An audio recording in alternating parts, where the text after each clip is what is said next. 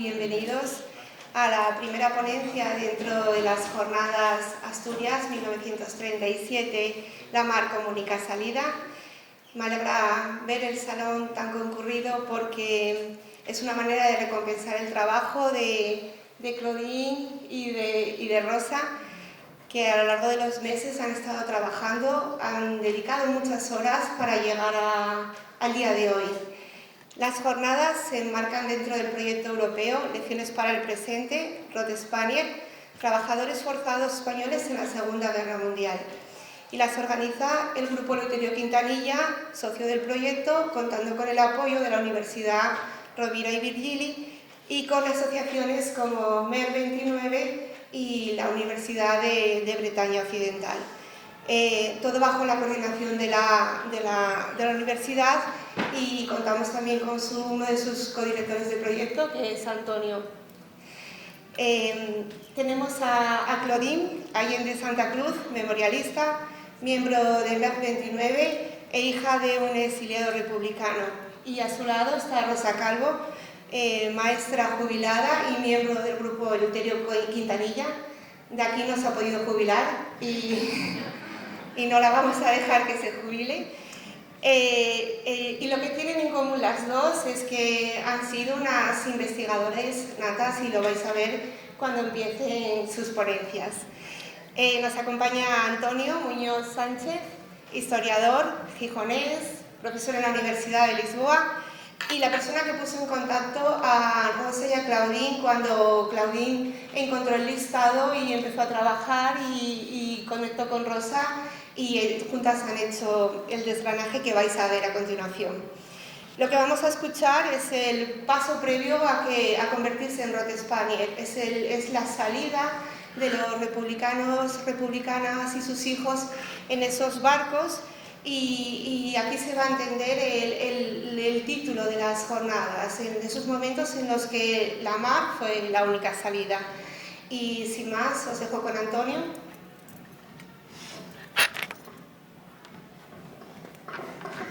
Muy bien. Muy buenas tardes a todos y a todas. Para mí un orgullo enorme, como un fío orgulloso de la calzada que soy, de estar hoy aquí con vos. Y paso ya a la lengua común del imperio.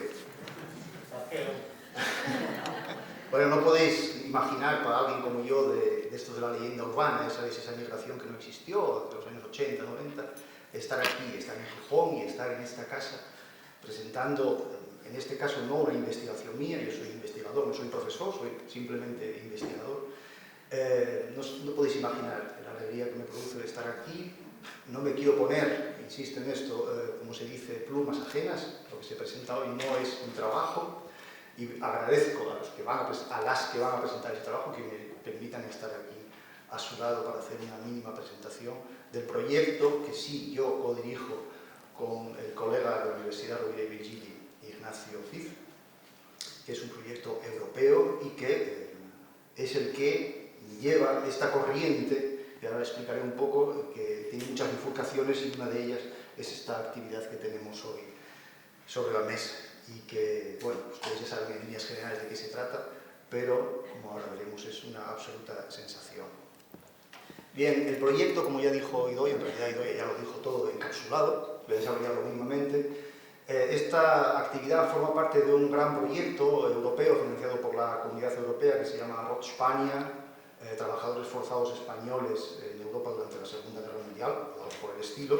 Es difícil retener exactamente estos títulos tan largos.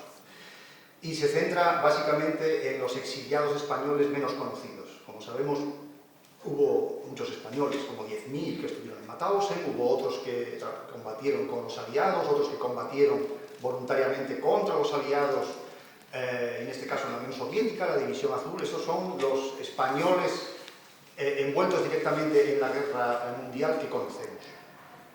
Sin embargo, ¿qué pasó con los otros? Es algo que se nos suele escapar. Y esos otros, fundamentalmente, fueron trabajadores forzados. Fueron forzados por los alemanes a trabajar para ellos, y fueron una gota en un enorme océano de trabajadores europeos, desde Ucrania hasta Francia, que fueron obligados a contribuir al esfuerzo de guerra alemán, no con las armas, sino con su mano de obra. Más de 13 millones de europeos fueron obligados a trabajar en Alemania, un número indeterminado de ellos, unos 10.000, fueron forzados a trabajar en los territorios ocupados.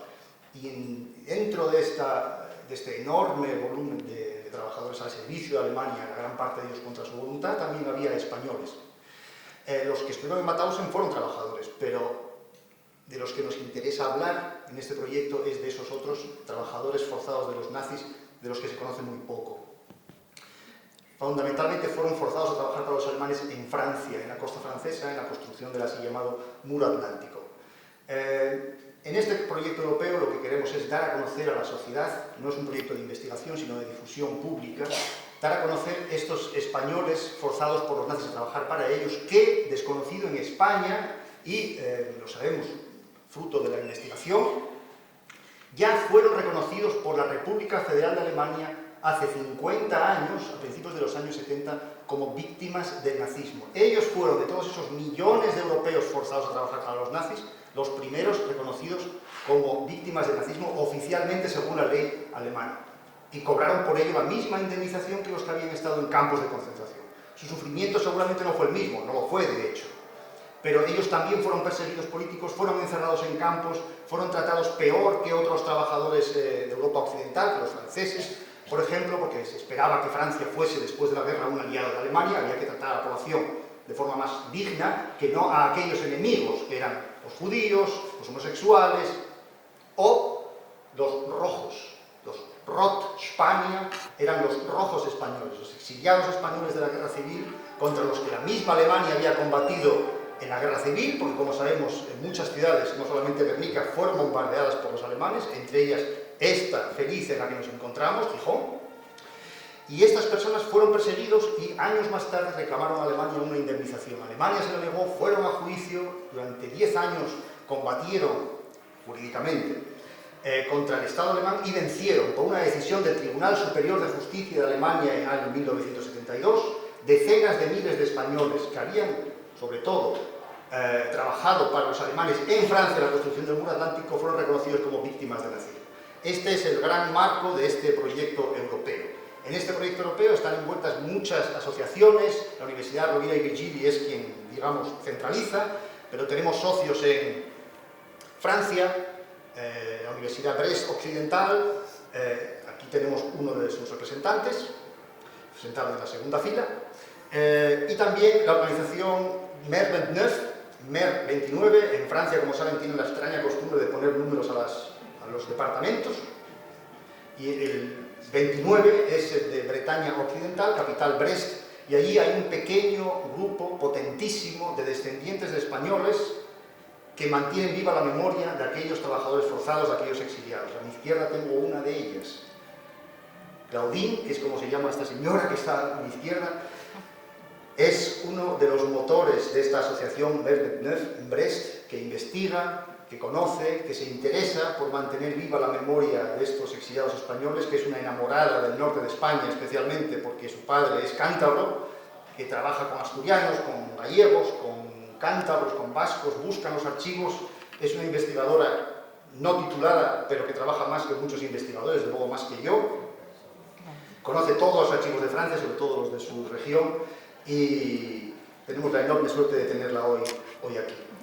En este proyecto europeo ya realizamos algunas actividades, un seminario en Berlín, otro seminario en Brest, en la universidad, y esta es una más de las actividades. Y en este caso es el grupo Eleuterio Quintanilla quien organizó. Si tienen ustedes el programa, que no sé siquiera si se imprimió o está solamente en PDF verán que es un programa enorme y detrás hay desde luego un trabajo intensísimo. Los colegas de la Eleuterio Quintanilla deben estar, supongo, agotados después de hacer un trabajo tan intenso, y por ello les quiero agradecer. Quizás no necesitan mi agradecimiento, pero aún así yo se lo quiero agradecer. Muchísimas gracias por el esfuerzo enorme de haber organizado unas actividades tan ricas. Como pueden ver en el programa, va desde presentar unidades didácticas y haber concebido una unidad didáctica sobre los Rot Spania, presentarla en los colegios, una exposición, actos como el de hoy aquí en Gijón, otro en Avilés, otro en Ribadesella. Todo esto significa mover mucho, no solo intelectualmente, sino también físicamente, pasar muchas horas delante del ordenador, llamadas, etc. Bien, y al grano. Yo no soy protagonista, pero ya me estoy poniendo demasiado exquisito. Tenemos aquí a las protagonistas del acto, Claudine y Rosa, que ya fueron presentadas y quiero volver a decir algunas palabras más sobre ellas. Rosa, junto con Kitty, que está aquí sentada en segunda fila y sonríe, son dos de las investigadoras del grupo Eleuterio Quintanilla que más esfuerzos han dedicado a investigar el exilio asturiano. Al final, aquí de lo que estamos hablando es del exilio asturiano. El exilio asturiano, casi es raro decir el exilio asturiano. ¿Qué es el exilio asturiano? Es como un elefante en la habitación, ahí, pero no lo vemos. Asturias tenía 800.000 habitantes en 1936-37. Hoy tenemos 900 y pico mil, estamos a punto de bajar del millón. Mientras que España casi duplicó la población, en Asturias la población está prácticamente estancada. De esos 800 y pico mil habitantes, unos 50.000, no tenemos un número preciso, unos 50.000 cogieron los barcos para huir de las tropas de Franco, para no caer en sus manos y ser reprimidos.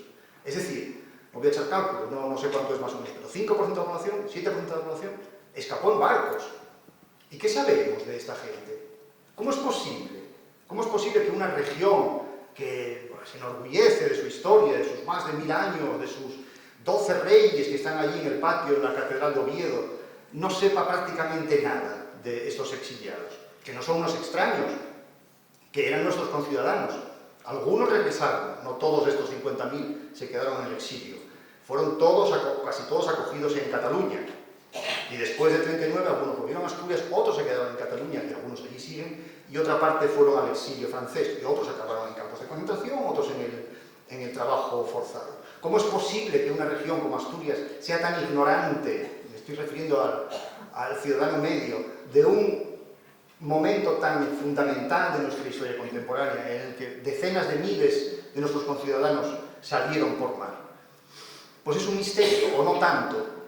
No tanto porque, como sabemos, en España, no sé si es un pacto de silencio o lo que fuera, pero en la transición se decidió que aquellas cosas que durante el franquismo se había decidido callar, era mejor mantenerlas calladas.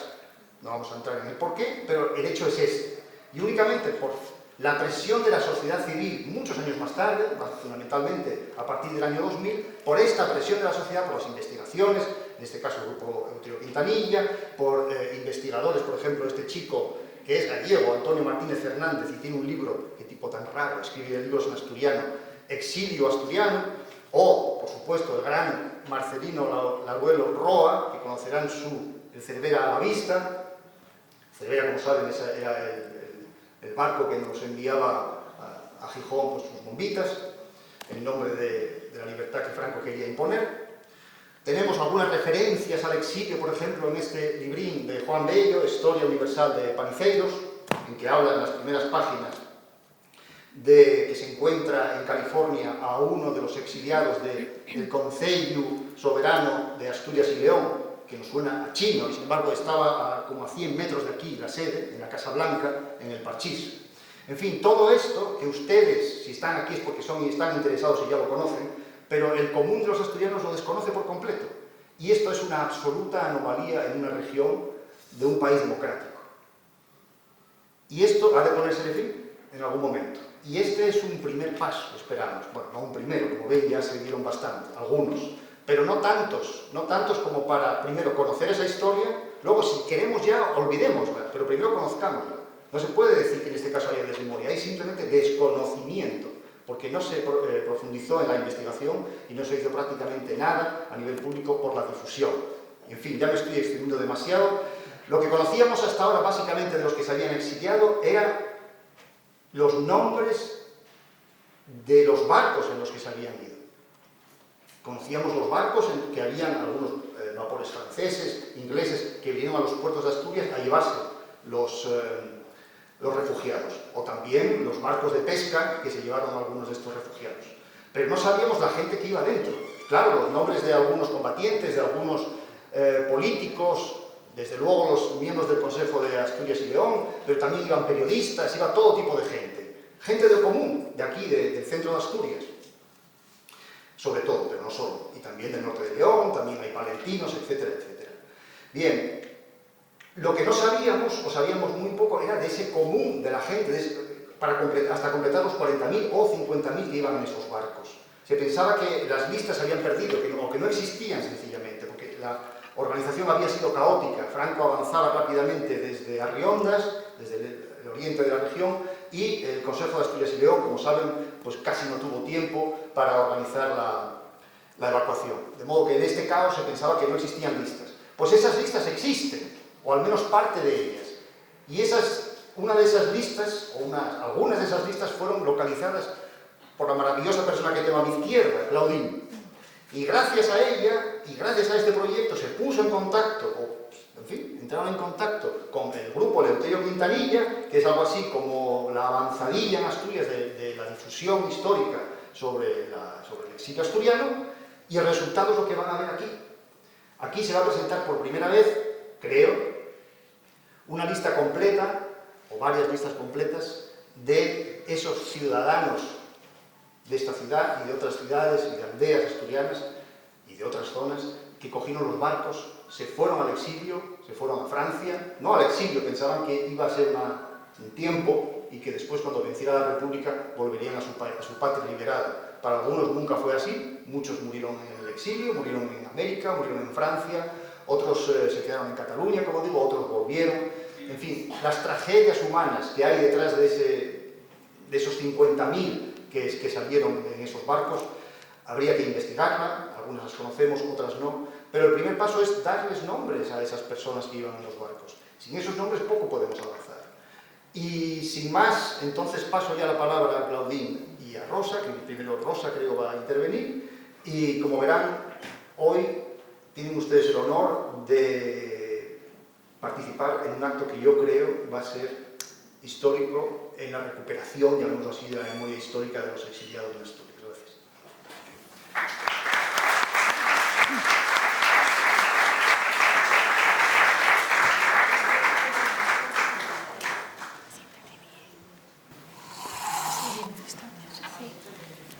Buenas tardes. Bueno, yo igual les voy a frustrar o a defraudar un poco, porque el entusiasmo de Antonio... Tenemos efectivamente transcritos los nombres de los listados de 8 barcos, de los 146 de los que tenemos nombres.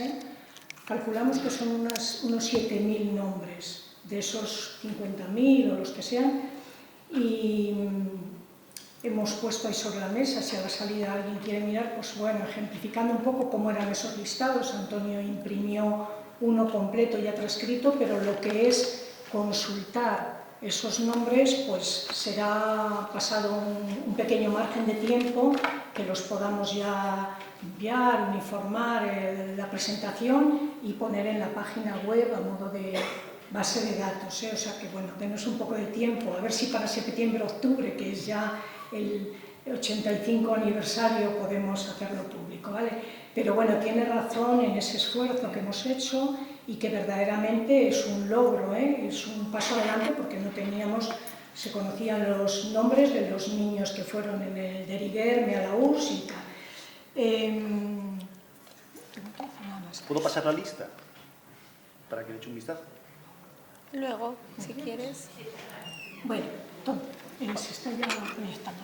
Bueno, no surge este trabajo, no surge de la nada, y voy a acelerar porque el verdadero interés es lo que va a aportar Claudine del itinerario de algunas de las personas que ella conoce, ha reconocido en esos listados, y su trayectoria por Francia.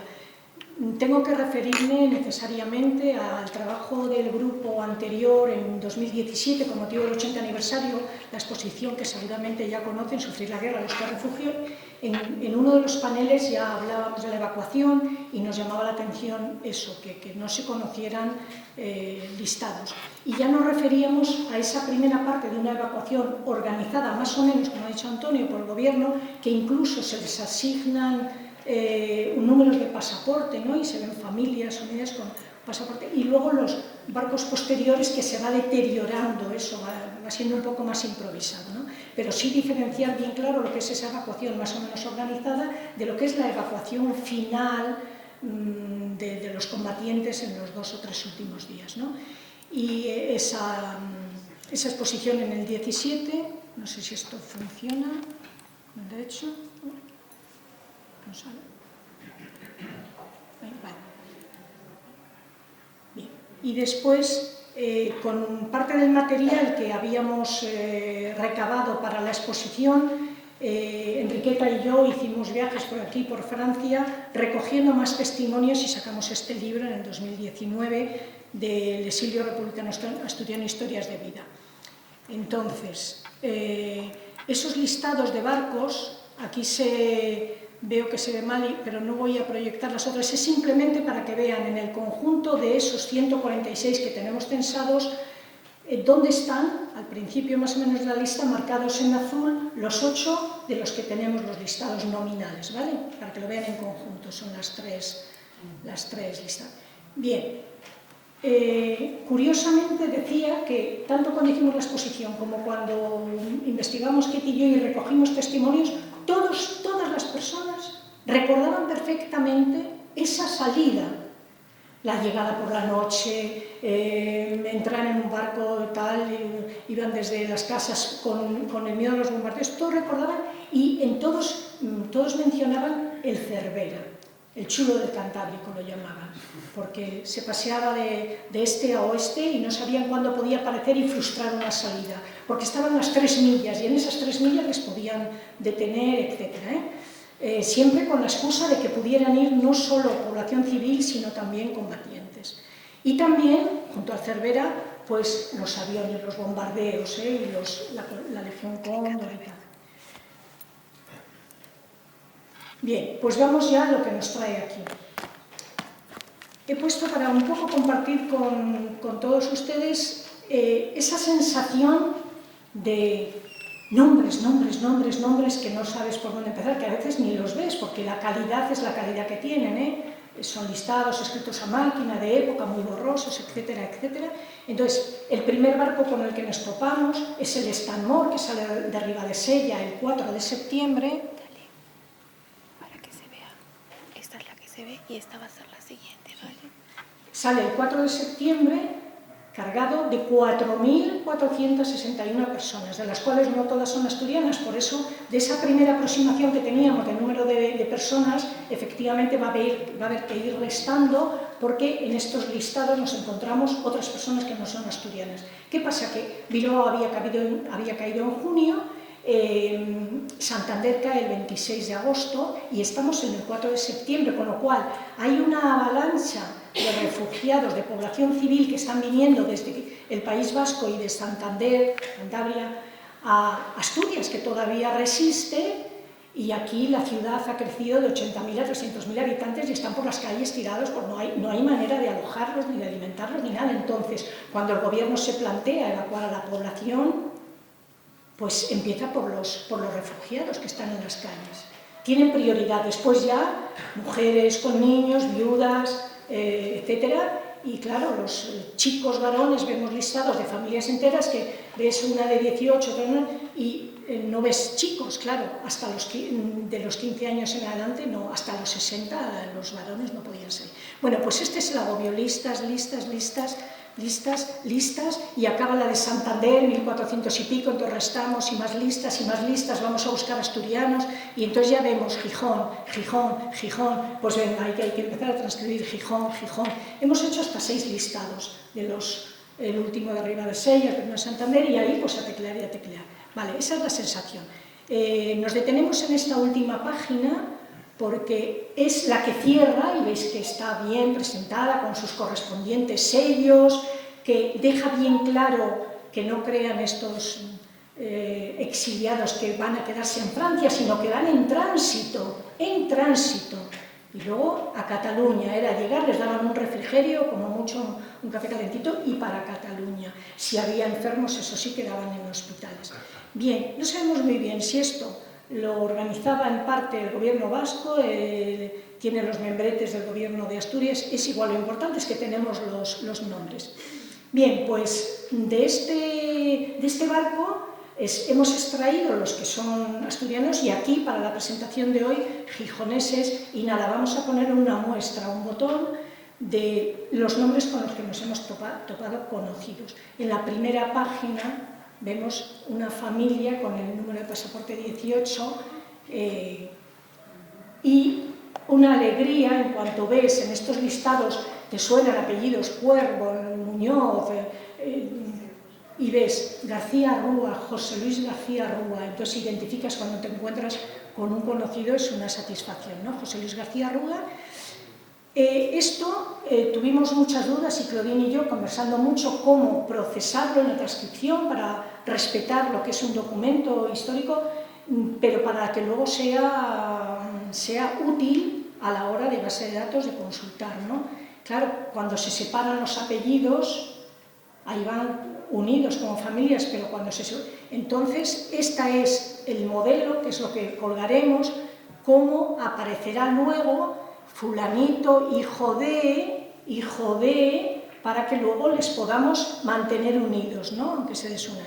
Y pues ponemos la foto de García Rúa. Según el tiempo comentaríamos algo más, porque todavía antes de ayer consulté con Bonnie si sabía si la madre había...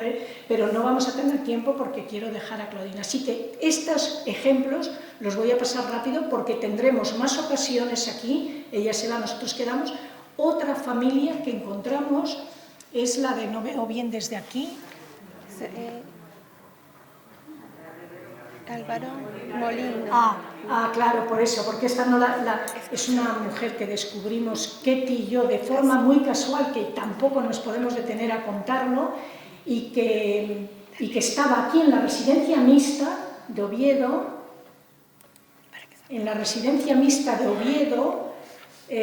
una mujer que nació en Gijón, que nos enseñó todo tipo de documentos y nos pedía por favor si localizábamos a su padre, que le habían perdido la pista, un itinerario vital impresionante, y era de los pocos que habían conseguido, familias privilegiadas, la madre que consiguió permiso para ir a América, a República Dominicana, llevar a los niños, nunca supieron más del padre, y desgraciadamente esa primera entrevista en la que le hicimos esta foto, una mujer con una vitalidad, ¿cuántos años tenía Ketty? 80 y tantos, una vitalidad, y nos contaba, y reivindicativa, que no me dejan aquí, que no me dejan salir, yo quiero salir y tal. Y en una de las veces que la fui a llamar, llegó la pandemia, en la que la fuimos a llamar para tener una segunda entrevista y ya recoger más, no contestaba. Me puse en contacto con un hijo y había fallecido de COVID, ella estaba espantada. Bien, daría para mucho. Otra familia, esto fue una sorpresa. Este descubrimiento, esos dos nombres, fue una sorpresa para nosotros, el grupo Eleuterio Quintanilla. En los testimonios que recogimos del hijo de Eleuterio Quintanilla, Terín, Quintanilla Sotura, y el resto de la familia siempre nos contaron que la familia fue unida en el Middle. Desgraciadamente, como no tenemos el listado del Middle, no sabemos qué pasó, hipótesis varias. Violeta Quintanilla, hija de Eleuterio Quintanilla y Consuelo Sotura, iba con un hijo, su marido quedó combatiendo, luego murió, era jugador del Sporting, pues está en esta lista. Entonces nos preguntamos, ¿se apuntó y luego no llegó a tiempo? ¿Cogió ese barco o no lo cogió con su hijo Floreal? Luego veis los errores también, que en el caso de personas que conocemos los podemos corregir. Si no conocemos, pues esos errores se van a perpetuar. Hemos corregido entre corchetes, no es Floreal, es Floreal, y aquí tenemos en la foto 4 mujeres, las mujeres, cantidad de mujeres, si no se habla de ellas. Tenemos a 2 de la familia Quintanilla, a 2 de la familia Carrocera, que saldrá en Avilés. Olga Carrocera. Bueno, pues aquí están, en la parte de abajo, a la izquierda Araceli, a la derecha Violeta Quintanilla, y detrás a la izquierda una hermana de ella, la pequeña Dalia Quintanilla. Está ahí, y ponemos de referencia, aunque no iban en este barco, a Eleuterio ya en Burdeos, Eleuterio padre, Eleuterio Quintanilla Prieto con su mujer Consuelo. Otra familia que encontramos. Lo que ellos ven es Más esto, adelante. tienes que darle más para que salga aquí. Esta sí que la tenemos, esta familia la tenemos en el libro. Testimonió para nosotros el hijo, que no aparece aquí porque nació allá. Y este niño pequeño, Enrique, que iba con 1 año, nos contaba a su hermano, nacido hijo de la liberación, como decía él, nacido en el 45, que había nacido su madre de parto y con las bombas, con el bombardeo, y con 1 año salen, el padre, claro, es de los combatientes que sale después, en la evacuación final, y luego se encuentra ella con esa sonrisa, decía que era súper comunicativa, nos contaba que habían tenido escondido a Santiago Carrillo en su casa, entre sacos de patatas. Bueno, escuchar el testimonio de estas personas, de verdad. Ahí están, en el tránsito en Cataluña, los 3 niños, con el Antonio Maza detrás y otros niños de otros refugiados. Esa correspondencia, esas postales que se escribían, una postal que le escribe Carolina, la madre de Amalia, a su hija, y ahí se ve bien, estaban en Poitiers, y bien el bloque, todo el que estaban, de película, de novela. Antonio Maza, el padre, mientras tanto, ha pasado por Argelès, le han fichado para una compañía de trabajadores extranjeros, a través de la familia de aquí conoce dónde está y la visita por la noche, los niños que no sepan que el padre visite, que está por la noche, él se salía, y luego escapan, cuando entran los alemanes, escapan y decimos los cinco en apuros, ¿no? Historias increíbles. Otra, ya estamos en el listado, acabando el Estamor, otra familia, ¿quién es? Ayúdame. Pasa la siguiente porque así ellos lo ven. Son los Carcera. Álvarez Carcero, bueno. También, como lo conocimos a través de un libro de la Cuenca, estuvo en New y bueno, es una familia que pasó por la abadía de Noirlac, que tenemos más personas que pasaron por esta abadía durmiendo sobre la paja. La única foto que tenemos de él, la portada del libro escrita por un hermano que su nombre es Ernesto, aparece ahí como Ernesto, pero en francés él es François Albacarcé, porque un apellido solo, quedarse con Álvarez, pues tiene poco pedigrí allí. Entonces, hemos hablado con el autor del libro y encontramos después una carta que escribió el padre Julio, también a las organizaciones, a la SER y tal, que solicitaban marchar para América. No lo consiguió, pero él explica muy bien, estas cartas son también rompedoras, porque tienen que venderse. ¿Por qué a ellos les tienen que seleccionar? Es como cuando ahora echan los jóvenes currículum, ¿no? Empresas. Él tiene tal, si viene aquí corre mucho peligro, tiene una esposa, unos hijos, él es profesional de tal y tal, adaptándose un poco a lo que México y otros países pues priorizaban para ser acogidos.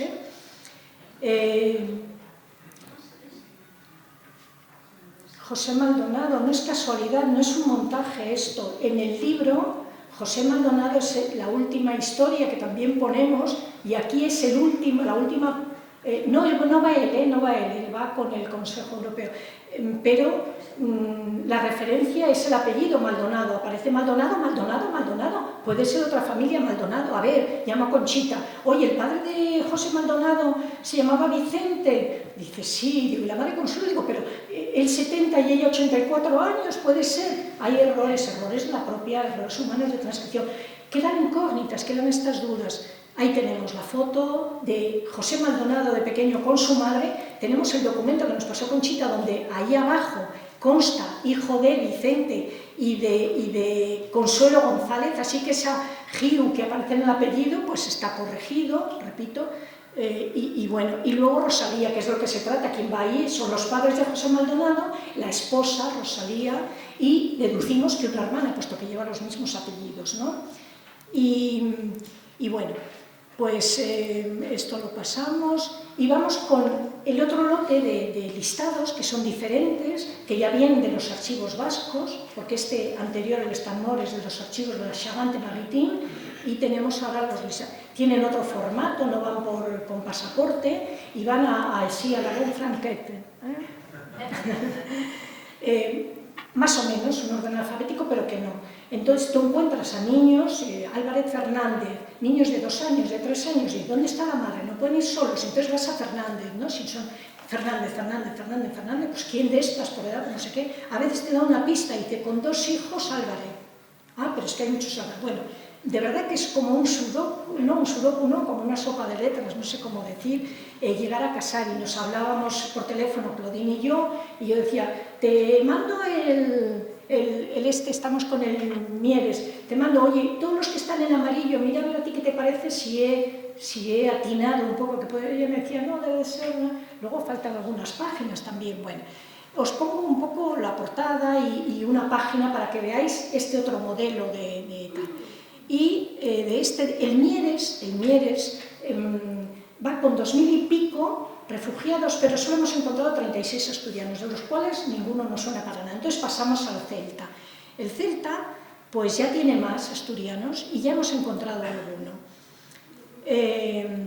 Y claro, nos encontramos con Ruiz Toribios, y Ruiz Toribios nos remite inmediatamente a Araceli. Ruiz Toribios, anda que no ha testimoniado a Araceli. Entonces decimos, claro, e iban 4 hermanas, Águeda, Conchita, ella, Araceli, Angelines, y sabemos que quedaban 2 hermanas en algunos testimonios, ella lo dice. Entonces voy a buscar esos 2 hijos que dice, y serán, no serán, pero es que una se llama Concepción. ¿Cómo iban a ser 2 hermanas, una Conchita y otra Concepción? Quedan esas dudas. Entonces vamos a los testimonios, hay poner a Celi, que ya fue en el de Riguerme, y claro, ella dice, se quedaron, pero habían ido ya a Valencia. Nos queda la incógnita, no sabemos si mantenerlo en este listado o no, porque si se había ido a Valencia, ¿qué pasa? ¿Volvieron? ¿O pensaban ir y no se fueron? ¿Veis que es todo un... Ahí están las 4 hermanas que fueron y, bueno, pongo esta para que veáis el hacinamiento en el que iban estos barcos con miles de personas. Esa no la ven todavía. Tienes que dar para que vean el hacinamiento. Sí. Bueno, este es del de Riguerme, de las bodegas, donde iban Araceli y sus hermanas a la US. No tiene que ver con estos barcos, pero porque vierais. Y bueno, así de pasada, pues hemos puesto el monumento a los niños de la US, pero bueno, para nosotros es de todos los niños, con Pablo Miaja, no tiene que ver con estos barcos, pero no podía dejar, y olvido Fanjul, que iba de cuidador. Y pasamos al Estambris, es otro de los barcos que salen de Gijón. Esta es la portada, así tan decoradita, y la primera página. Y esto fue un choque, y pena que no nos podamos detener para Ketty y yo, fue un choque descubrir, porque aquí hay 2, si veis abajo, hay 2 hermanos, Álvarez, Juergo, María y Ángela. Y digo, ay, Álvarez, Juergo, tanto habíamos oído, y dice, hijos de Teresa. Digo, uy, Teresa, Ángel, el de Toulouse, Ketty, era Teresa la madre, no, sí, pero eran Huergo, son Álvarez Huergo, con la documentación contrastada. Voy a buscar corriendo a la J, Juergo, a ver qué pone allí. Voy a la J y no es Juergo, es Huergo, pero María Teresa con 2 hijos, Álvarez Huergo, digo, pues tiene que ser la misma. Entonces, ¿cómo lo transcribimos? Aquí no sé por qué se les cabalgó esto. Bueno, pues lo transcribimos poniendo las 3 versiones del apellido. Quien vaya a investigar luego y encuentre esto, que vea que puede haber un error de... En fin. Bien, pues estos niños, Ángel, que vive en Toulouse, todavía no le he dicho que les he encontrado, porque no sabemos cómo, consulto con Ketty, no sabemos cómo deciso, porque él no es consciente, tenía 2 añitos cuando marchó, él no es consciente de que su madre les acompañara. Y desde luego, lo que sí recuerda es que cuando volvieron, en el 39, vuelven a la Gota de Leche de Oviedo, y quien les va a buscar es sus abuelos paternos, y de la madre no sabe más. Y todavía nos decía, investigad a ver, tenía la familia de mi madre una pastelería por la calle La Playa. Y, bueno, ahí están esos 2 niños cuando han vuelto. Ese niño va a la escuela por Lugones con los abuelos, y ese niño le reclama porque su padre es de los que va por el sur y pasan a Argelia. Le reclaman y acaban en Argelia. Y este es Ángel, como nos testimonió, entrañable, nos abrió la puerta de su casa, ¿quién sois? ¿Pero cómo? Allí conoce a un amigo de su padre que coincide, y claro, los emigrantes, los exiliados se buscan, se encuentran. Eres de Gijón, sí, pues ya, amigo. Ah, y además de Cimavilla, sí. Y tienen una niña que también había ido, pues probablemente en Stambul, y se casan, y resulta que estas personas, el padre, o sea, el suegro de Ángel, sigue en Gijón. Y la madre de Juan sigue en Gijón. Esa foto de Constantino Suárez está en Muros de Cimadevilla. Y esa familia, Juanón, porque era muy alto, 2 metros, Suárez, están, si queréis hacer recorrido histórico, están en Gijón, en el retablo del Mar, en el Museo Jovellanos. Ángela Laprina está aquí y Juan es este que tiene la boina por aquí con un barco pesquero. Pasad y a los recorridos, bien, no, da para mucho esto. Vamos con otro barco. El Stanray es el último que sale de Gijón, ya por el 26 de tal. Y aquí pues encontramos a las hermanas de Grossi, de Manuel Grossi-Mier, protagonista de la Revolución de Asturias, escritor de este libro. No nos detenemos, las hermanas, porque tenemos alguna. Y voy a acabar con Anita Silvo, que iba en este barco, con su hermano Avelino, solos, aunque he dejado ahí una Suárez, porque es su segundo apellido, porque ella, cuando habla en algunas entrevistas a la prensa, habla de una tía que les cuidó en Llanes y tal. Entonces, aquí me detengo porque le prometí a Claudine, y voy a ser puntual, tenía más ejemplos de casos, niños que van solos, que dicen, es inútil, este es anormal, descripciones de estas en esos listados de cuando los reciben, pero no. Y entonces, 3 minutos para que nos acaban de dejar ¿cómo se pone? Un brevísimo documental que no tiene que ver con esta primera evacuación organizada, sino con la final de un salvamento en alta mar de los barcos ingleses que fuera de las 3 millas ya en aguas internacionales protegían a sus mercantes, y hay uno que está en apuros y le salvan de la Europa. When insurgent Spanish troops captured Gijón, they marched into a town that was deserted, an empty shell. The government troops had fled, and on this small trawler, the Maria Terrell, 291 refugees sought the comparative safety of the sea. The British cruiser Southampton came upon the Maria Terrell and fled alive. These pictures, exclusive to government British news, give you one of the most dramatic rescues ever filmed. In the turbulent waters of the Bay of Biscay, the cruiser took off the sorry human cargo of the Spanish trawler. Her engines had broken down. For 5 days, the refugees had been without food. The work of getting aboard the Southampton was difficult and dangerous, as the seas flung the trawler against the steel of the cruiser's hull.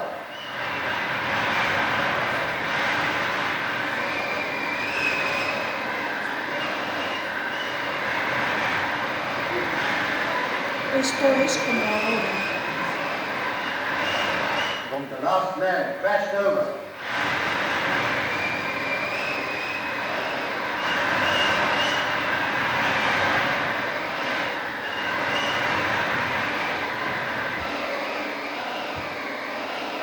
Those who were injured were cared for. All were starving and they were given food.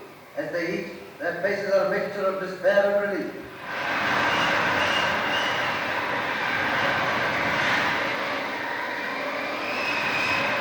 The trawler was set adrift. With useless engines, she would endanger shipping, and she was sunk by the Southampton's gunfire before the refugees were taken ashore to safety in a land of peace.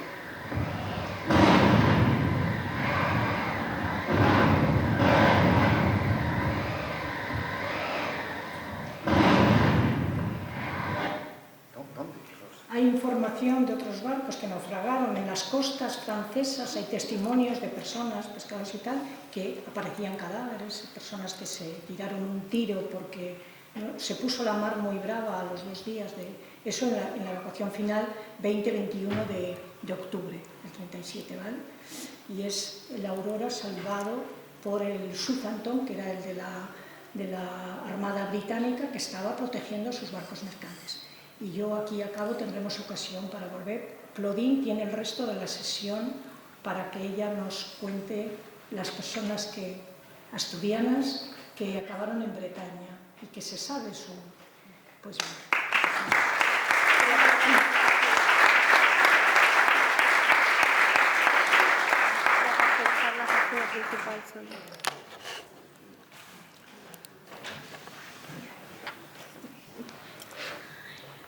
que yo voy a hablar como puedo en español. Habla muy bien español. De esos barcos que salieron de aquí, de Asturias, al principio voy a hablar de los barcos ingleses, británicos, del archivo histórico del gobierno vasco, fondo del Departamento de Asistencia Social, fecha 37, facilitado por Luis Garrido Orozco, que reside cerca de Nantes. El primer barco es el Stanbridge. Yo he hecho un trabajo para ver las personas asturianas que estaban en esos barcos y después lo que pasó para ellos.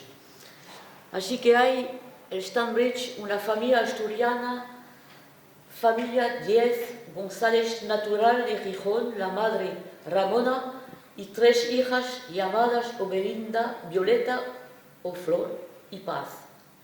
Después de la retirada, ellas conocieron el campo de refugiados de Moisdon-la-Rivière, el departamento 44, al igual que Amapola, que nació en 38 en Cataluña. En cuanto al esposo de Ramona y padre de las 4 niñas, fue detenido por la Gestapo y conoció el campo de concentración nazi de Mauthausen y el subcampo de Gusen, donde falleció el 21 de diciembre de 41. Esta familia 10 González se quedó en Francia. Hoy en día, Paz reside en Brest, en Ille-et-Vilaine, y Amapola en Chateaubriand y Ille-et-Vilaine también. Eso es el primer barco. El segundo es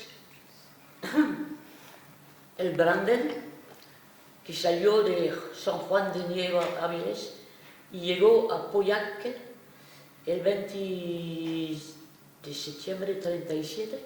El fondo es el mismo de los archivos vascos. Hay en ese barco 2 familias asturianas. La familia Fernández Álvarez, natural de Oviedo, el padre Joaquín, la madre Rafaela y las 2 hijas Rita y Felicia.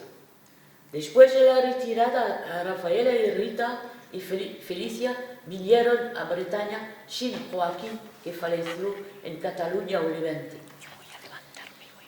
Las 3 conocieron a partir del 8 de febrero de 39 varios refugios: Plouézoc, Loctudy, en el Finisterre,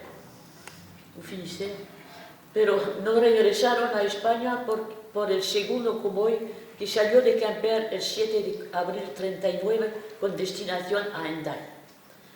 Sabemos que las 3 estuvieron en Loctudy durante el año 48, pero luego no tenemos más datos en cuanto a Rafaela y Rita. Felicia, la costurera, se quedó en tierra bretona y falleció el 17 de febrero de 2001 en Brest.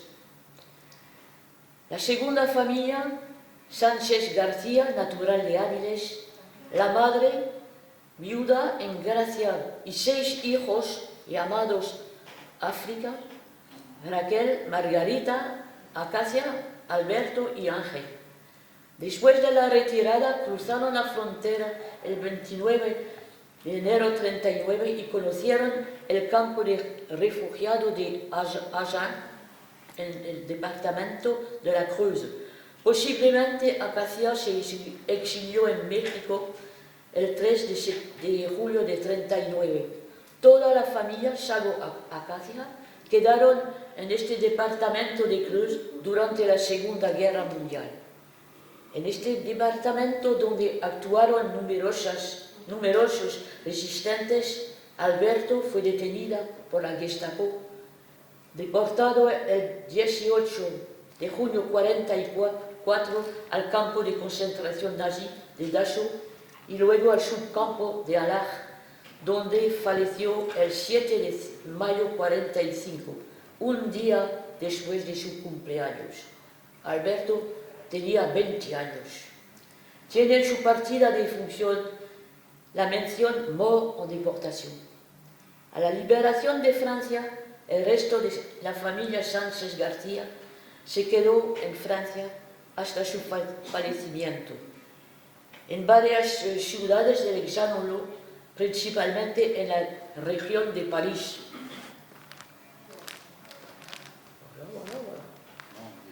Mon Dieu, como dice el señor Antonio.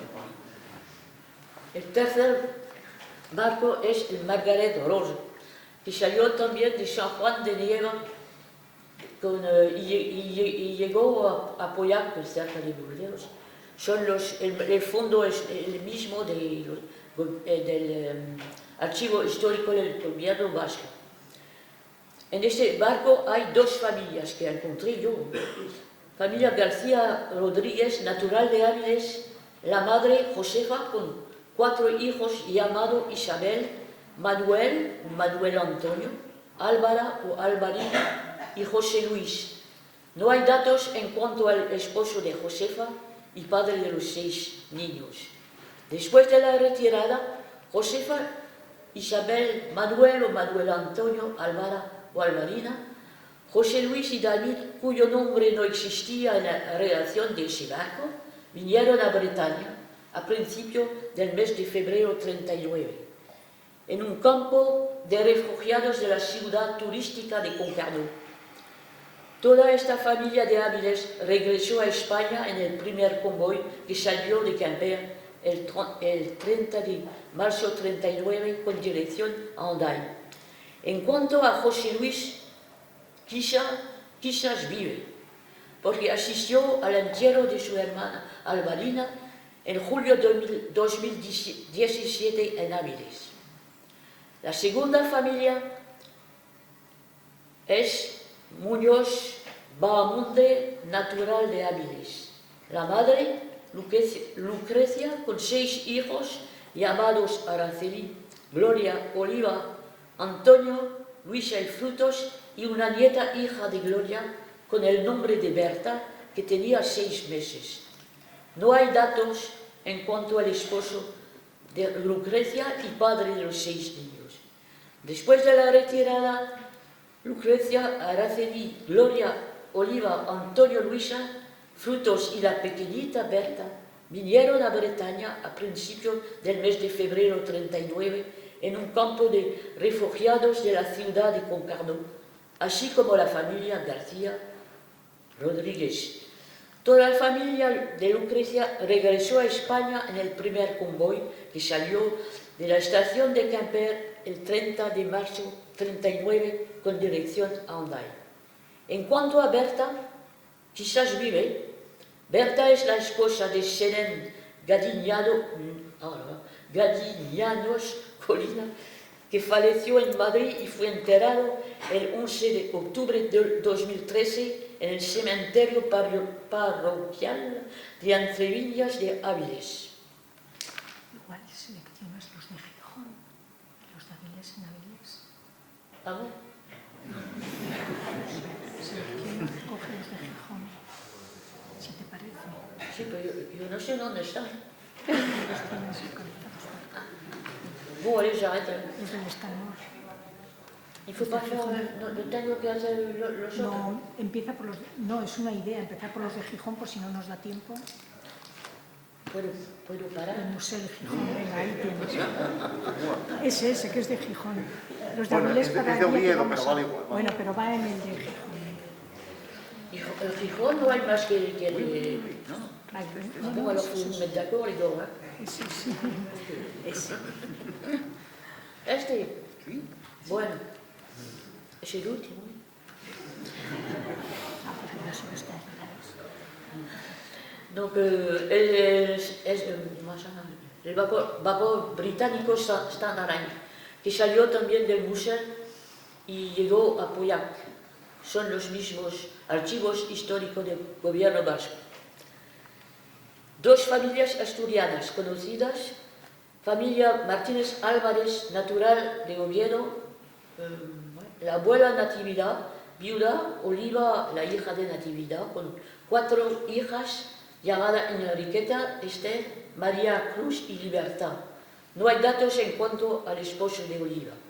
Después de la retirada, Natividad, Enriqueta, Esther, María Cruz y Libertad llegaron en Bretaña, más exactamente en la ciudad de Plonéventia, en el departamento 29 de Filcer, el 8 de febrero 39. Faltaba Oliva, la hija de Natividad y madre de las cuatro niñas, que falleció seguramente en Cataluña o Levante, porque en los documentos franceses apuntaron la palabra huérfana delante de los nombres de las 4 hijas de Oliva. Toda esa familia Martínez Álvarez regresó a España en el segundo convoy que salió de la estación de Quimper el 7 de abril 39 con dirección a Hendaye. La segunda familia, Sánchez Fernández, natural de Oviedo, la abuela Pilar, madre de Ángela Fernández Urdagaray, que no estaba en el barco, pero conoció el campo de refugiados de Plonéventia. Los hijos de Ángela, Raquel y Candido, no hay datos en cuanto al esposo de Ángela. Después de la retirada, Pilar, su hija Ángela y sus 2 hijos, Raquel y Candido, regresaron a España en el segundo convoy que salió de la estación de Quimper el 7 de abril 39 con destinación a Hendaye. ¿Puedo Del ir? Stanmore. Del Stanmore.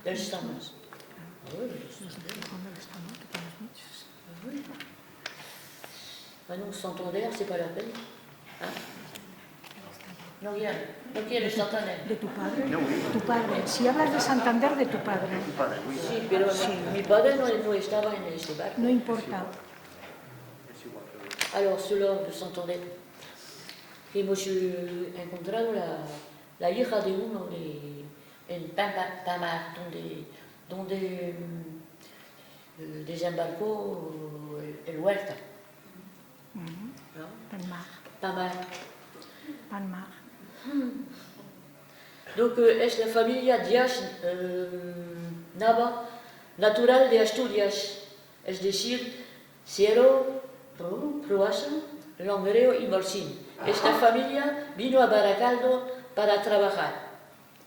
Es el pasaporte en el barco Stanmore, la abuela Irene y 2 hijas, Paulina y Pilar, y los hijos de Pilar, José Manuel y José Miguel.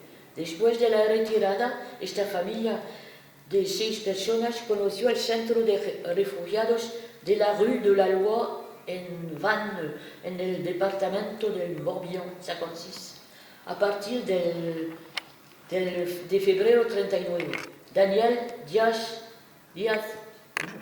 Nava nació en Lérida poco antes de la retirada. Luego todos esos miembros de esta familia se quedaron en Francia, en la región de Burdeos, y la hija de Daniel Díaz Nava falleció en Nantes. Après,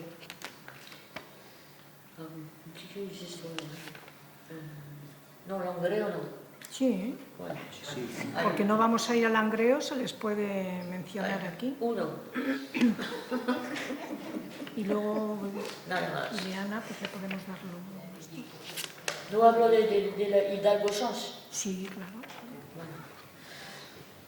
Donc, Ayuntamiento de Langreo, familia Llanesa Vázquez, natural de Ciano, pasaporte 710. Llanesa Vázquez, Ignacio es hijo de Feliciano Llanesa y Manuela Vázquez. Conoció la retirada y se exilió a Francia. Falleció el 17 de marzo de 1999 en la ciudad de Foix, en el departamento Ariège. Su esposa era Yvonne Juliette Madeleine Cles, plus fácil pour moi. poquito de agua. ¿Eh? Un poquito de agua. No, no. Hay otro de hay otro de Ayuntamiento de Ribadesella. La familia Llanes Tomás María Teresa, natural de Ribadesella, pasaporte 729. María Teresa Llanes Tomás es hija de Marcelino Llanes y Ángela Tomás, esposa de Aurelio López, y había con ella en el barco Stanmore una pequeñita Teresa Sánchez María. Conocieron a la retirada y María Teresa se exilió a Francia y falleció el 22 de julio de 2003 en Alès, dans le Gard. Había también la familia Caravera. ¿Lo hago? Sí, Caravera. Caravera, Caldueño, natural de Ribadesella. Hijos, con su hijo, no. En ese barco había la madre, Josefa, y sus 6 hijos, Josefa, Amalio, Victoriano, o Víctor Santo, Miguel, María Teresa, Francisco y Maximino. Después de la retirada vinieron a Francia, algunos en la región de Bordeaux. El hijo mayor, Pedro, que no estaba en el Stanmore, falleció el 14 de abril de 2007 en Pessac, Amalia en el 17 de mayo de 1994 en Mérillac, y en cuanto a Víctor, falleció el 19 de marzo de 2010 en Perpignan y residía en Port-Vendôme. Este señor recibió del gobierno francés la medalla militar. Bueno, después, ¿qué hago? Ya te digo. Esto es de Burdeos. ¿Le das Bueno, paso a Ileana? sí, sí. Paso Yo haré la familia Gutiérrez Venga. en Ribadesella. Vale. Bueno, puede decir a Ileana que puede tomar. Puede contar la historia del padre. Sí, que nos cuente un momentín, Ileana, que nos cuenta la historia del padre, porque aunque sea cántabro. Buenas tardes a todos. Uso. Yo tuve la oportunidad de escribir el libro de la familia de Reinaldo, que es un asociado como yo de NER 29, y hemos tenido mucha información valiosa que Claudine nos pasó. Y bueno, brevemente les voy a decir que Belarmina Fernández Estrada es una asturiana natural de Peñaflor, del Concejo de Grau, y ella abordó un barco inglés, como explicaba Claudine en Ribadesella, el 4 de septiembre de 1937, con gran parte de su familia. Y todos fueron devueltos a territorio español. Todos fueron devueltos, como ya ella explicó. Sin embargo, finalmente Belarmina, que era una señora viuda desde muy joven, emprendió la retirada con 8 hijos y 4 nietos. Pero de esos 8 hijos, 4 menores de edad, y de esos 4 nietos, 2 nacidos durante la Guerra Civil. Belarmina y mi familia sufren el exilio a Francia a finales de enero de 1939, y el 30 de enero de 1939 fueron conducidos en tren a Quimper, al departamento de Finisterre. Esta familia tiene un gran mérito porque toda la familia se reagrupa en Francia con el paso del tiempo. El hijo mayor de Belarmina había emigrado a Cuba desde muy joven por indicación de sus padres, y sin embargo él logra viajar al país galo 2 años antes de fallecer y se encontró con todos sus familiares, lo que denota que fue una familia muy unida. Y eso es lo que me vincula a mí con esta historia, porque yo soy cubana y española, y el nieto de este señor en Cuba me dio su testimonio.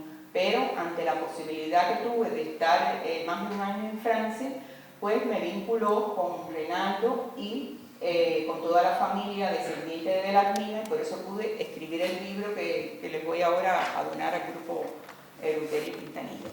En Francia, 2 hijos de Belarmina contraen matrimonio con 2 hermanas naturales de Llanes, asturianas también, que sufrieron la retirada. Y así se entrelaza la familia de Belarmina con la familia exiliada de Bárbara y Germán. Bárbara López del Valle fue madre de 10 hijos. Fue maestra por formación y alfabetizó durante 35 años a muchos niños españoles. Sin embargo, sufrió la retirada, dejando 3 de sus hijos en suelo español.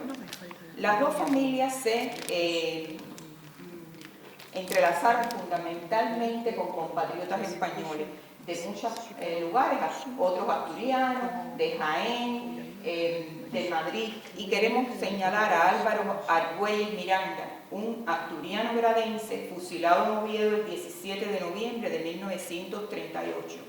Con su nombre serigrafiado en la que llamó la atención, y es que Bárbara educó a sus 10 hijos asturianos y siempre les dijo: cuando no se tiene lo que se quisiera, hay que amar lo que tenemos, de modo que no se conformaran con las cosas, que no aprobaran, que lucharan, pero que aceptaran lo que les ofreció la vida y que fueran felices. Eso es un mensaje que yo pienso que tiene una espiritualidad muy grande y un sentido muy grande de la vida. Belarmina y Bárbara, mujeres exiliadas a Francia, nunca pudieron regresar a España, su tierra natal, y descansan en suelo francés, y son ejemplos de la fuerza del género femenino. Y esto es en síntesis de lo que se trata el libro, que es este. Está aquí, que bueno, lo dejo. El libro se va a presentar el día 17 en Belmonte de Miranda, donde yo estoy ahora viviendo, y bueno, posiblemente, posteriormente se presente en una librería en Oviedo. Mis datos los tiene Rosa, y bueno, encantada. Muchas gracias por escucharme, muchas gracias al Grupo Eleuterio por darme estos minutos, y muchas gracias a Claudín por todo el apoyo recibido. Gracias.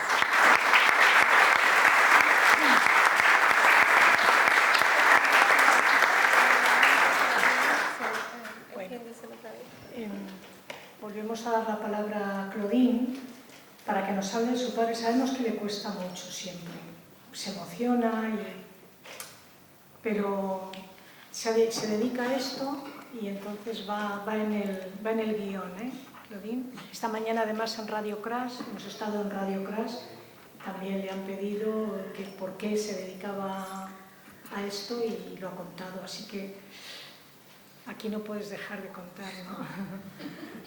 Tengo que agradecer también al señor que está al fondo, que le vamos a dar la palabra. José Luis, que es él, cuando recibió yo todo el listado de, ¿cómo se llama?, de Stanmore, de los archivos de Charente-Maritime, tenía un poco, había mezclado un poco todo, y es José Luis que arregló todo eso. Muy bien, gracias.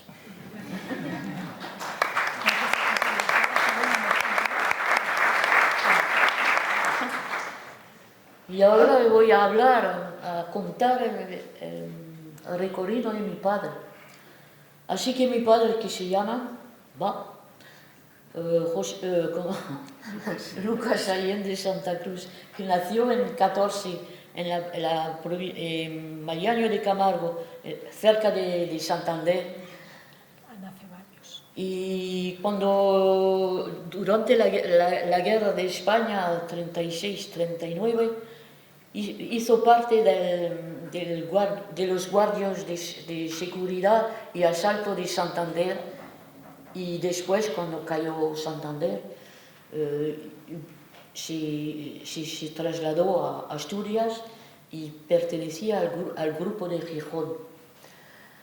Después, cuando cayó Ribadesella, cogió un barco, pero como he dicho esta mañana, como no hablaba nunca, nos había dicho que había salido de Ribadesella y que había llegado cerca de La Rochelle, pero no sabemos el nombre del barco, no podemos decir el nombre del barco.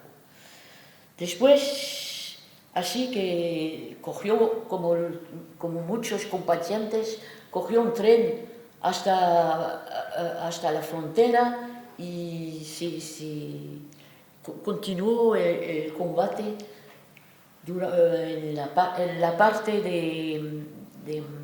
de Aragón, en la provincia de Zaragoza y en la ciudad de Caspe. Siempre como guardia de seguridad y asalto.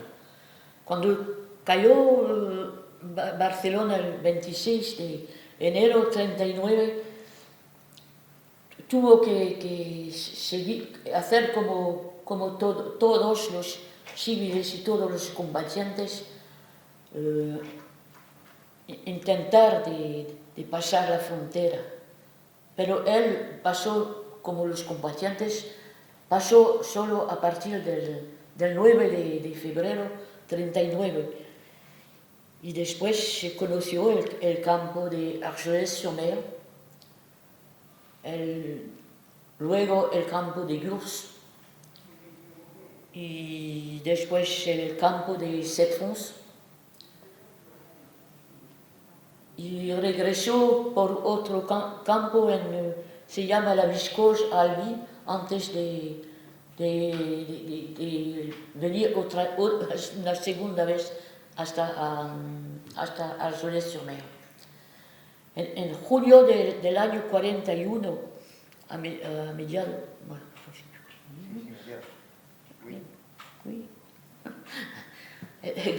yo creo que es el 14 de junio 1941, salió para la zona de Brest, es decir, para la base submarina, la construcción de la base submarina de Brest. Hasta 44 se quedó en ese lugar, en varias empresas alemanas, pero como pertenecía a la resistencia, con otros compañeros españoles, fueron detenidos el 28 de marzo de 1944. Había 11 españoles, republicanos españoles, detenidos. El responsable del grupo, que se llamaba Antonio García Martín, natural de Casa Vieja en la provincia de Ávila, fue detenido primero en la prisión Pontagnou en Brest y después Quimper, y fue fusilado el 21 de abril de 1944. Los 10 otros detenidos conocieron también la prisión Pontagnou, Brest, después la prisión Jacques Cartier a Rennes, y luego el campo de tránsito de Compiègne, dans l'Oise, antes de integrar un convoy de vagones para el ganado y llegar y tomar la dirección del campo de concentración nazi de Dachau, donde llegaron el 20 de junio de 1944. Se quedó mi padre en ese campo central de Dachau hasta la liberación del campo el 29 de abril de 1945. Pero no regresó todavía. Luego tenía que intentar, tuvo que esperar unos momentos porque había el tifus, y no podían regresar a su país porque no tenía derecho de regresar a causa de Franco. Así que regresó casi a fines del mes de mayo 45 y después conoció, como muchos, el Hotel Lutetia para ver su estado de salud, para registrar su retorno a Francia y después regresó también a Brest, porque era así, tenía que regresar en el lugar donde fueron arrestados. Bueno, y no sé qué pasó después, y no encontró trabajo y vino en el departamento 22 y conoció a mi madre, así que yo nació en el 22, no en Brest.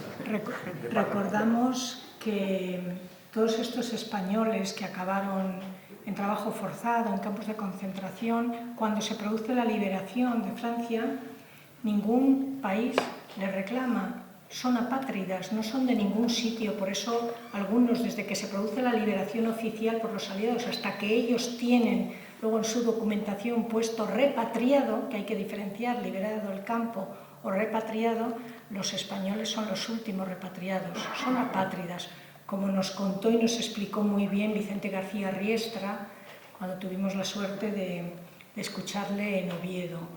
Después ya se producen años después todos los reconocimientos del gobierno francés y bueno, les da la nacionalidad y acaban renunciando a la posibilidad de volver. Hasta los años 50 sueñan con que al año que viene, decían cuando tenían reuniones familiares, sobre todo en Navidad, al año que viene en España, lo celebramos en España. En los años 50 ya ven que no, que el franquismo sigue, que no van a sacar... Y bueno, pues ya se acomodan y se adaptan a lo que es el exilio permanente, ¿eh? Por eso algunos, pues para una mayor integración, van adoptando y adaptando sus nombres españoles a una versión francesa para pasar lo más desapercibidos posibles, ¿eh? En algunas historias pues nos contaban los niños, las niñas, como en la escuela, pues a veces tenían muy buena acogida y otras pues insultos de niños o cierta xenofobia, pues sale español, etcétera, etcétera, como ahora hacemos nosotros con los otros. Entonces, estas lecciones de la historia está bien leerlas de vez en cuando, ¿eh? Igual los 2 minutos Antonio quiere intervenir y si alguna persona quiere comentar algo o tiene algo que aportar, pues eso. Estamos aquí y vamos cerrando. Bueno, apenas quería decir muchísimas gracias por ese trabajo. Están viendo que está cerrando Claudín su carpeta, no se puede imaginar todo lo que hay ahí dentro. Hay hasta esquelas del Principado de Asturias, que ella quiere saber exactamente cuándo murió una persona, quién fue al entierro, quién aparece ahí referido. Por eso dijo en algún momento esa persona que nació en el 2017 tenía un hermano que sería vivo. Su investigación es tremenda. Y lo que se presentó hoy aquí no son más que unas teselas, unas pocas teselas del gigantesco mosaico del exilio asturiano. Unos 40.000, 50.000 personas cogieron estos barcos. En otras regiones de España, que no tienen miedo a mirar de frente a su historia, que se enorgullecen de ella incluso, tienen desde hace años ya censos de exiliados. Galicia, la conservadora Galicia, ya en época de Fraga, en el año 2000, comisionó a unos investigadores de la universidad para que hiciesen un censo de exiliados. El gobierno de Fraga. Aquí hace 40 años que tenemos un gobierno de izquierdas. El primer presidente de Asturias fue un exiliado. Se nos murió el último deportado a campo de concentración sin que fuera recibido nunca por un presidente. Ese mismo presidente que no le quiso recibir, sus propios padres habían estado en un campo de concentración en Castropol. Pero en Asturias no sabemos lo que ocurre. Parece que nos da miedo nuestra propia historia, cuando en este caso concreto deberíamos enorgullecernos de ella. como región y como pueblo. Si no nos enorgullecemos, si no escribimos estas historias, si no tenemos un censo como tiene Galicia o tiene Andalucía o Cataluña desde hace ya mucho tiempo, si nosotros no nos valoramos a nosotros mismos, si no nos respetamos a nosotros mismos como pueblo, ¿por qué vamos a esperar que nos respetemos otros? Y con eso yo termino. Gracias.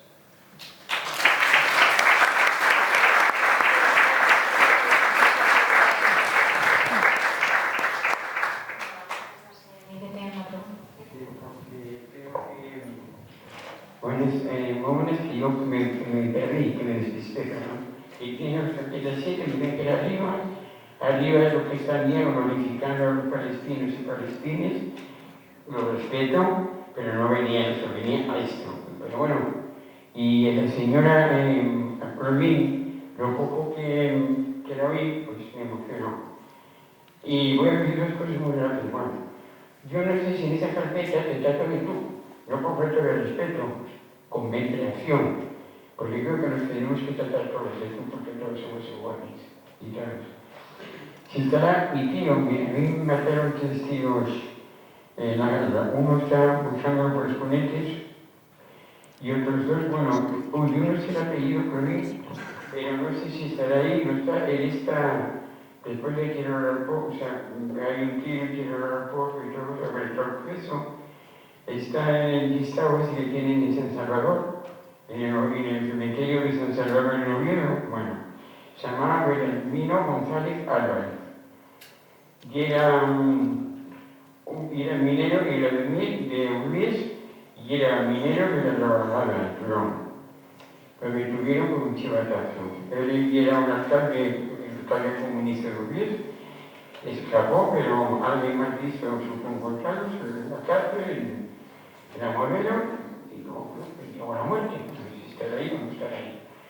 Armando, o sea, por los ponentes, y el otro no recuerdo el apellido porque era judío, no sabía. A lo que voy, lo que acabas de decir tú, yo como asturianista me considero asturianista, sí. Nuestro pueblo, nuestro país, lo que te dices, ¿cómo se dice? Me explico. Yo no sé si sabéis, cuando Clara firmaba penas de muerte, mandadas por Franco, firmaba penas de muerte. Y cuando Clara fue escollido presidente de Galicia, dijo: eu sou español, pero eu sou galego. Y el mismo Gallega hizo oficial. Así. Yo viví en Cataluña 15 años y recuerdo una vecina que falaba galego como hombre. Y con los vecinos, la vecina, castellano.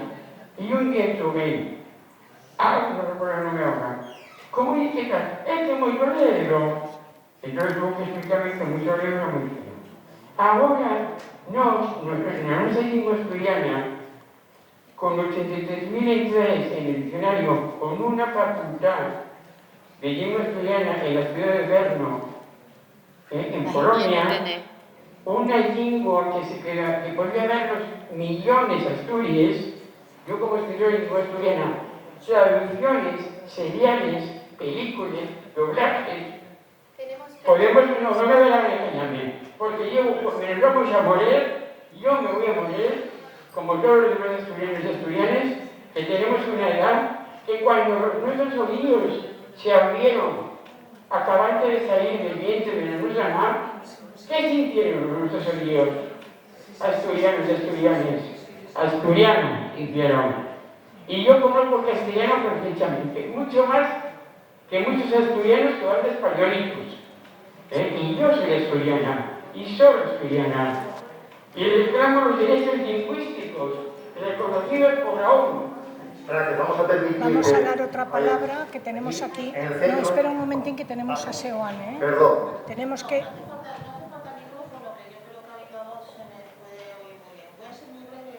solo quiero darle las gracias a Claudine porque me parece un trabajo absolutamente impresionante. No hay tiempo para leer todo lo que tienes ahí, las horas que te ha llevado. Gracias, Rosa, por la exposición, gracias a los organizadores de las jornadas. De verdad, viene con el objetivo de aprender. irme para casa sabiendo más sobre este tema, creo que lo tengo cumplidísimo. Dos preguntas muy breves. Una creo que puede igual dirigir a Antonio, que me quedó un poco por el tiempo el desarrollo del tema de los paños y el tema de los contados de esa Noruega. Y entonces me gustaría que comentaras, voy a ser muy breve, pero me gustaría si pudieses andar un poquitín en, bueno, sabemos que los nazis, la administración nazi era escrupulosamente, obsesivamente meticulosa, rellenando fichas, rellenando todos los mínimos detalles cuando se consigue una ficha de ellos. Entonces, esto no pudo ser algo, creo yo, para esa administración improvisado, sino qué criterios sirvieron para, una vez que los refugiados, nuestros compatriotas estaban en Francia, deslizar a una parte de ellos, hacer trabajos forzados desde esa Noruega, trabajos forzados para la economía de la guerra nazi, y por otra parte destinar a campos de concentración, primero a CTS, luego a Stalag y directamente a campos de concentración a otra parte. ¿Cuál fue el criterio? Yo estoy segura que tuvieron que tener un criterio, ¿no? Y luego, muy rapidito, tengo mucha curiosidad también por la parte de los trabajadores forzados españoles que marcharon con características que igual, entre comillas, no sé qué tipo de voluntariedad fue esa cuando se habla de trabajadores voluntarios, si fue una voluntariedad llevada por el hambre y la desesperación. Creo que en algún momento igual a algunos penados se les dio esa oportunidad de salir a enfrentarse con un trabajo en una economía de guerra y en circunstancias de trabajo forzado. Y por último, ¿cómo vivieron? ¿Cuál fue su destino? ¿Tuvieron derecho a indemnización? ¿Fue a través del sindicato vertical franquista? ¿Cómo fue? ¿Cómo fue esta categoría de trabajo? Bueno, es un tema muy amplio y muy complejo, lo voy a, 2-3 minutos intentaré resumirlo. Los campos de concentración nazi existen desde el momento en que se implanta el régimen nazi en el 33. El primer campo es el campo de Dachau, que se abre en los días posteriores a la llegada de los nazis al poder, que es el campo en el que está años después el padre de Claudine. Lo que ocurre en los campos de concentración ya lo sabemos, y los motivos para enviar a la gente a los campos de concentración también, motivos políticos, raciales, asociales, etc. El fenómeno de trabajo forzado y libre, digamos que fue improvisado, no tenía, los nazis no contaban, primero contaban que la guerra sería muy rápida, la Blitzkrieg, la guerra relámpago, ellos entendían que si querían ocupar Europa había de ser muy rápido todo. Entonces ellos no contaban con que la guerra fuese a prolongarse tantísimo. Y es solamente a partir del año 42 que se produce una recluta en masa de europeos para ir a trabajar a Alemania o para trabajar en los propios territorios ocupados, porque la guerra se va a prolongar. Esperan en el 41, cuando ataca la Unión Soviética, llegar a Moscú antes de Navidad del año 41, y si hubiesen llegado, seguramente hubiese terminado ya allí la guerra, es decir, 2 años después de iniciarse. Al no caer Moscú y al estabilizarse el frente, los alemanes tienen prácticamente toda Europa, hasta las puertas de Moscú, y eso hay que gestionarlo. Tienen que mandar más soldados, más alemanes al frente, y entonces tienen que sustituir esa mano de obra por extranjeros. A la vez, en los territorios ocupados también tienen que hacer, en este caso, obras de fortificación en Francia, que son las que nos interesan, porque justo cuando casi llegan a Moscú, a finales del 41, Estados Unidos entra en guerra. Entonces se abre, no solamente tiene enemigos en el este, sino también en el oeste. Entonces es cuando se construye este muro atlántico, que va desde la frontera, desde Ilum, prácticamente, desde Vidasoa, hasta el norte de Noruega, en la esperanza de que toda esa línea de búnkers impida una invasión. Esos búnkers no frenan, evidentemente, la invasión, ni la retardan más allá de unas horas del día de 6 de junio del 44, desde esos búnkers en que están disparando, esas baterías en que están disparando los alemanes, la construyeron en parte republicanos españoles, no solo. En Francia trabajaron 300.000 personas en la construcción del muro atlántico, miles y miles de baterías, de búnkers, de 5 bases submarinas. De esas 300.000 personas no todos ellos eran trabajadores forzados, y aproximadamente la mitad eran forzados.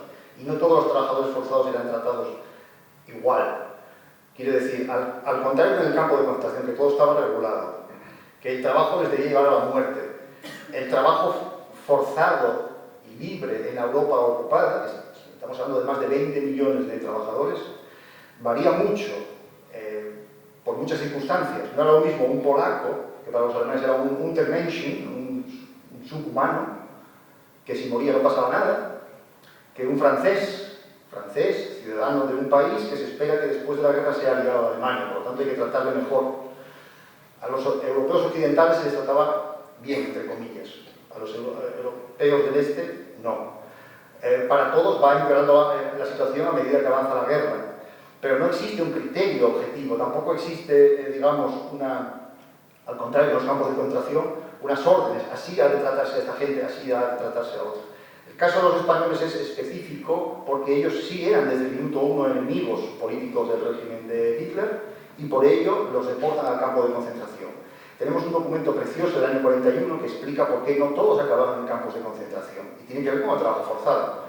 Este hombre que matan en Praga en el año 42, en la operación Antropoide, que se cumplen ahora 80 años, que es Heydrich, escribe en el año 41, en julio, la peligrosidad de esta chusma comunista no necesita de mayores explicaciones, se refiere a los Rotspanier, los españoles. Pero la situación del mercado laboral me ha llevado a no deportarlos como debería ser, porque en el régimen nazi, al que era antifascista, lo deportaban a un campo de concentración, no preguntaban más. Era así. Si no deportaron a todos los españoles a los campos de concentración, era porque les hacían falta para el trabajo. Y claro, si necesitas a gente que trabaje, vas a tratarlos siempre un poquitín mejor que los de los campos de concentración. Así que no se puede comparar en líneas generales el sufrimiento de los que estuvieron en los campos de concentración con los que estuvieron en el trabajo forzado. Aunque sí hubo trabajadores forzados que lo pasaron muy mal, por ejemplo, en las Islas del Canal, otros que los pasaron relativamente decente, por ejemplo, en Burdeos, de modo que la graduación es enorme. Y no sé si era todo lo que habéis preguntado o alguna cosilla más. Sí, sobre el contrato, me imagino que no se usa a través del sindicato de los economistas. La indemnización. Organismo como Las indemnizaciones. Había un organismo también para exportar trabajadores a Alemania. ¿Eso tenía algo que ver con la deuda que Franco había contraído por Hitler? Bueno, estás hablando de los que voluntariamente emigraron desde España. 10.000 españoles emigraron a Alemania desde la España de Franco. No había asturianos, sí estaban en otras provincias. Solamente emigraron de 15 o 16 provincias, Madrid, Barcelona, Huelva, etc. Ahí hay alguno asturiano. Esos españoles fueron enviados a Alemania a trabajar a las fábricas, no fueron trabajadores forzados, sino voluntarios. Y, bueno, sí, tiene que ver con la deuda de guerra. Franco debía a Hitler 250 millones de marcos, aproximadamente, no se sabe exactamente, por la ayuda que le había dado Hitler a Franco durante la guerra civil. Es decir, por tirarnos aquí bombas, todavía España tuvo que pagar a Alemania. Entonces, como España no tenía ese dinero para pagar, se le pagó con wolframio, con el envío de la División Azul y con el envío de trabajadores. Los trabajadores no solamente trabajaban para las empresas y cobraban poco, sino que ese dinero que ellos tenían que enviar a las familias obligatoriamente, nunca llegaba a las familias, sino que se quedaba en un fondo de compensación en un banco en Berlín, y el dinero que llegaba a las familias en España lo pagaba el propio Banco de España. Por lo tanto, el régimen de Franco envió muy poca gente. Los alemanes esperaban 100.000, España solamente envió 10.000, porque era un negocio terrible para España. Cuantos más gente enviase, más dinero tenía que poner el Estado del Fondo del Banco de España para pagar las supuestas remesas que enviaban los emigrantes y que en realidad no eran tales. Y en cuanto a las indemnizaciones, Alemania crea una ley de indemnizaciones en los años 50 que tiene unos criterios muy complejos y uno de ellos es ser apátrida. Los españoles que no tomaron nacionalidad francesa y seguían siendo apátridas en Francia, esos sí podían candidatarse. Los que habían estado en Dachau o en otros campos fueron rápidamente indemnizados porque eran evidentemente perseguidos políticos, no había más que decir si habían estado en un campo. Los que estuvieron en el trabajo forzado tuvieron que demostrarlo.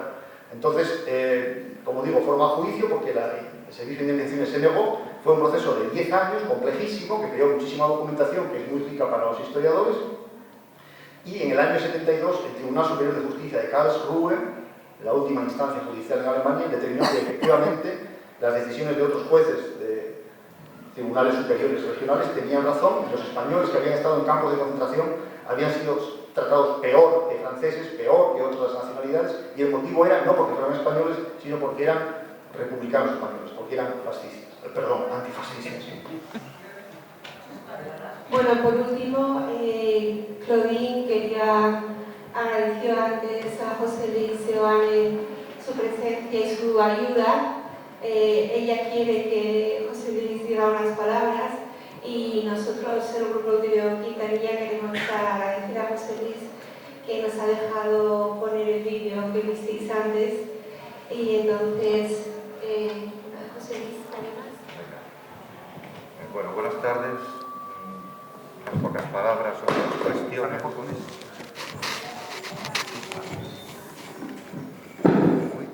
Cuando conocí a Claudine, al tiempo, me hizo llegar esos archivos de listados por los que comenzó. Los del carguero Stanmore que Zapa de Rebelesía. Venían en un estado de deslavazado y mi única misión, muy sencilla, fue ordenarlos por orden de pasaporte. Cuando lo hice, se los hice llegar de nuevo a Bretaña, pero también le comenté la oportunidad de depositarlos en el Archivo Histórico Provincial de aquí de Asturias. Y esto enlaza con las palabras de Antonio Muñoz a propósito de nuestra memoria. El Archivo Histórico de Asturias no tiene ninguna clase de listados de barcos evacuados. Ninguno. Este es el primero, el Stanmore. Eso por un lado. Y luego ya otra cuestión más general, pero no quiero desaprovechar esta oportunidad, como universitario que fui, de rendir homenaje a la memoria del rector fallecido.